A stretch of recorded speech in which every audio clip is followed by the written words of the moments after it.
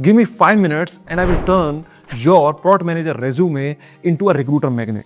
Because right now, the reason you are not getting the callbacks is not because of your experience. It is all about that how you are telling your story. I have reviewed hundreds of product manager resumes and most of them fail because of the same reason. They list down the task, not the impact.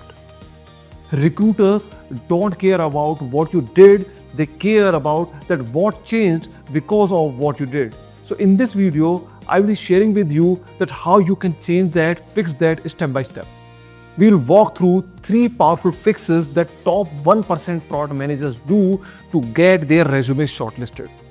If you're watching me for the very first time, I'm Sachin Sharma, a product career coach, and I'm having 11 plus years of experience into this product management field. I help working IT professionals confidently transition into the product management role. And on this YouTube channel, on a weekly basis, we share the content about the PM tips, the frameworks, about the product manager interviews, and lot of more that will help you in cracking the PM interviews and grow over there. So if you want to get into this PM role and grow, then don't forget to hit the subscribe button over here. So let's start with the biggest mistake that 99% of the product management aspirants make, and that is, the so what filter. That is the impact versus task. So let's dive into these things one by one. So the problem is that 99% of the PM aspirants, they list activities on their resumes, not the outcomes. They are talking about, okay, I've done this, I've achieved this, but they never talk about that what impact that had bring in. So the example is very simple. People are mentioning that I worked on dashboards, managed meetings, collaborated with the design team, and lot more things. But the point is that a recruiter's reaction after watching all these things that you are mentioning, your activities, is like, cool, but so what? What impact? Because as I mentioned, they are more concerned about what changes came into the what changes you bring into the business because of what you did. So the principle is very simple.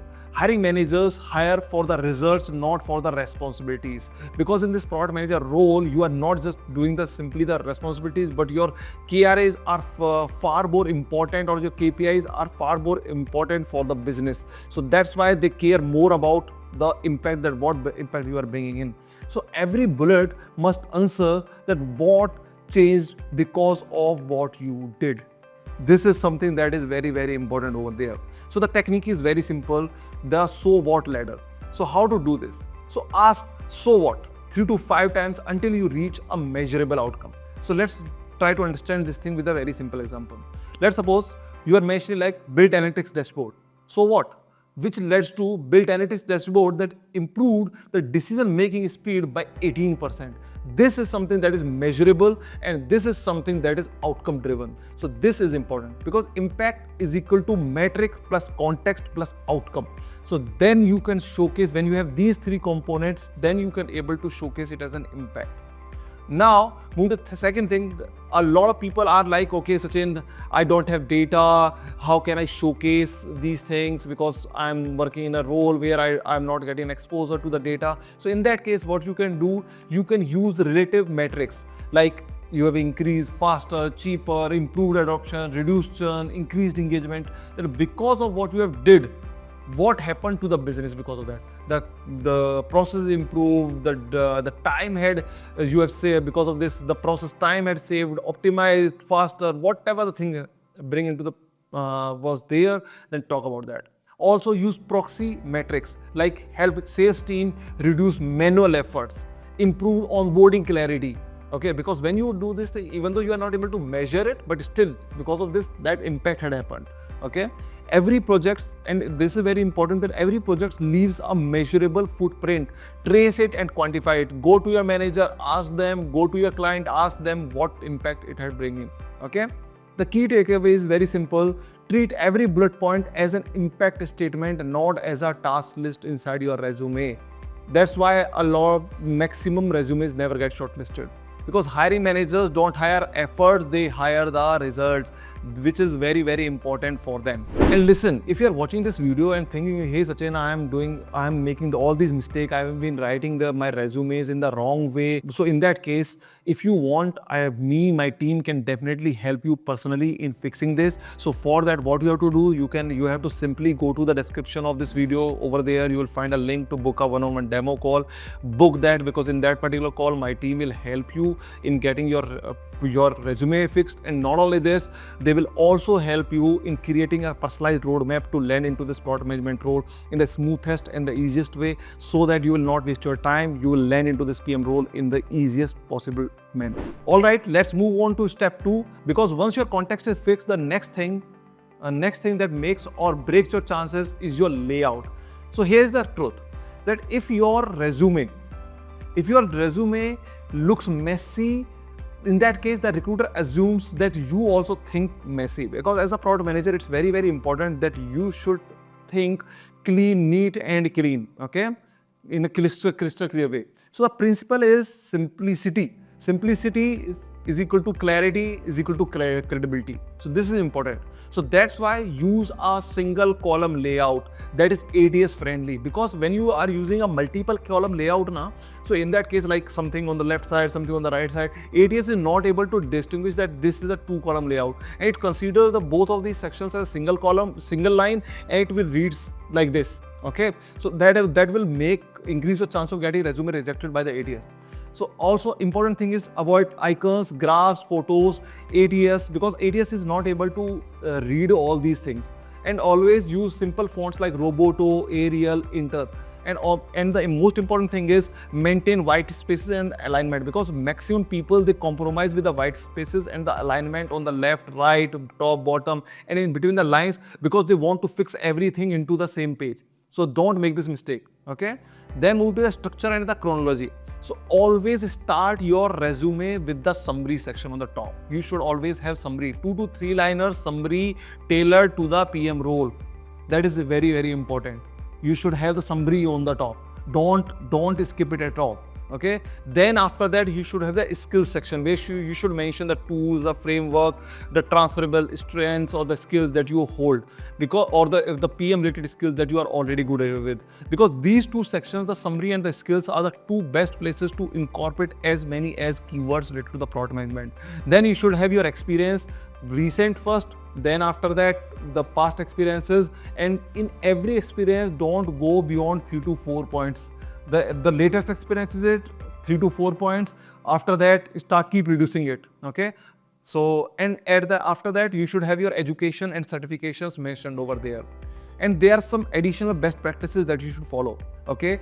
Add LinkedIn plus portfolio link at the top just below your name, along with your email and the phone number. Always have these things added over there, so that the hiring manager, the recruiter, will directly go and check your portfolio and see your work, because for them, what your proof is very, very important, and portfolio and your LinkedIn speaks about that.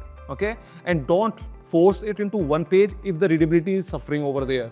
So for that, why there is simple thing that you should keep everything single page. It's for those people who were in the very initial stage of their career and they are feeling like 3 or 4 pages. No.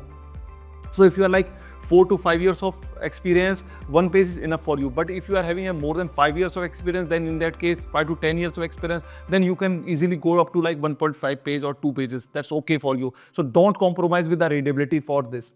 And the consistent spacing and the clean formatting signals the product thinking as well, that you have a right user experience, sense of user experience. That is also important that you demonstrate over there. So the key takeaway is a cluttered resume shows cluttered thinking of yours, which no one wants to have as a inside a product manager that they are hiring. Also, your resume should feel structured like a product roadmap. That is very, very important over here. Okay, so now comes with the secret weapon that makes your resume 10x more relevant. It is not about sending your resumes, it is about sending targeted ones. And ChatGPT can help you do that in just a few seconds. That is important. Okay, so aligning with the JD, keyword extraction plus the ChatGPT hacks. So let's dive into this thing. So step 1 is decode the JD. That is very important. So for that, Okay, so the job description is equal to recruit requirement document from the recruiter, because they in that JD they have mentioned that what they are exactly looking for from the other person that they are hiring for. Okay, so what you have to do, you have to extract the functional focus over there, the growth, the platform, okay, must have skills that they are looking for, and the cultural cues over there, fast paced, data driven, cross functional. Top 10 skills that they are looking for, the tools that they are looking for, the business outcomes recruiters are looking for. You will extract all these things easily from that particular JD.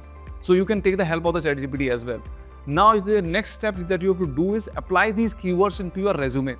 Embed naturally into, okay, the summary, the skills, and the most recent experience, because these are the top 3 sections of your resume, and the most of the hiring managers and recruiters focus on only on these 3 areas.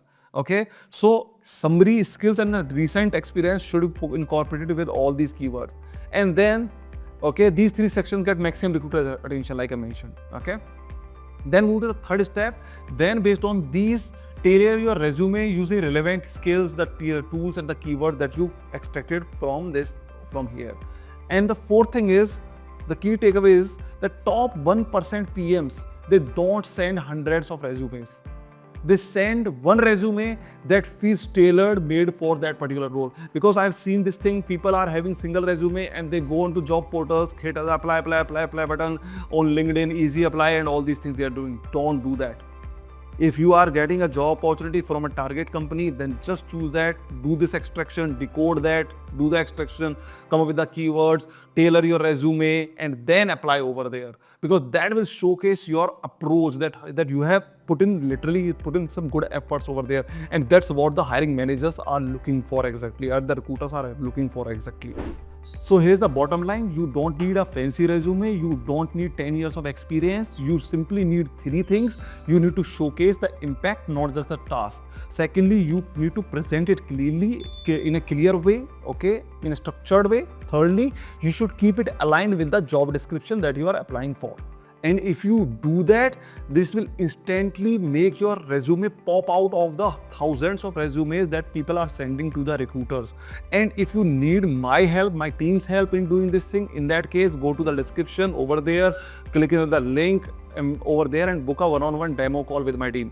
Because my team will help you in not only crafting your resume, but we will also help you in building your portfolio. We will also help you in interview prep and help you stand out from the rest like the top 0.01% aspiring product managers out there. Because understand this thing, that recruiters don't have the time to find you out.